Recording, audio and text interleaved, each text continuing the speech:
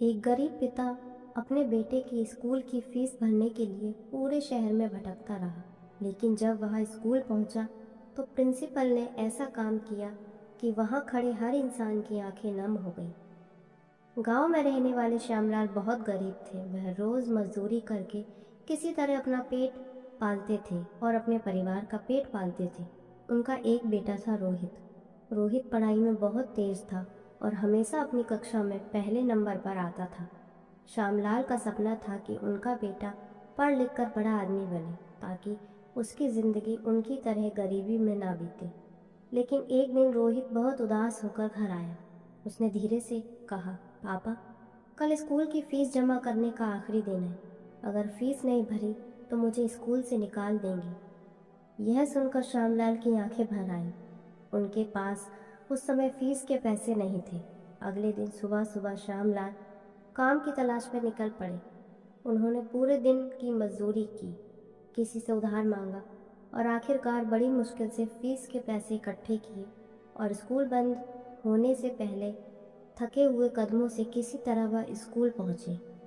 उनके कपड़े धूल से भरे थे, चेहरे पर थकान साफ दिखाई दे रही थी। वह सीधे प्रिंसिपल के कमरे में गए और कांपते हाथों से पैसे आगे बढ़ाते हुए बोले, सर, यह मेरे बेटे रोहित की फ़ीस है। थोड़ी देर हो गई, लेकिन कृपया उसे स्कूल से मत निकालिए।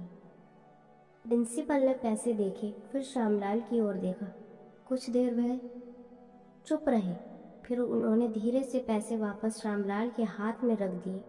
श्यामलाल घबरा गए और बोले, सर, अगर पैसे कम हैं तो मैं और इंतज़ाम कर लूँगा, बस मेरे बेटे को स्कूल से मत निकालिए। तभी प्रिंसिपल की आंखों में आंसू आ गए। उन्होंने कहा, आपका बेटा रोहित इस स्कूल के सबसे होनहार छात्रों में से एक है, और जो पिता अपने बेटे की पढ़ाई के लिए इतना संघर्ष कर सकता है, उस बेटे की पढ़ाई कभी नहीं रुकेगी। फिर उन्होंने कहा, आज से रोहित की पूरी पढ़ाई स्कूल की तरफ से मुफ्त होगी। यह सुनकर श्यामलाल की आंखों से आंसू बहने लगे। पूरा कमरा कुछ पल के लिए खामोश हो गया। कभी कभी एक छोटा सा सहारा किसी की पूरी ज़िंदगी बदल सकता है। और ये सच है कि गरीब माँ बाप के सपने सबसे बड़े होते हैं। और अपनी राय कमेंट में ज़रूर बताएं कि प्रिंसिपल सर ने कैसा किया। धन्यवाद।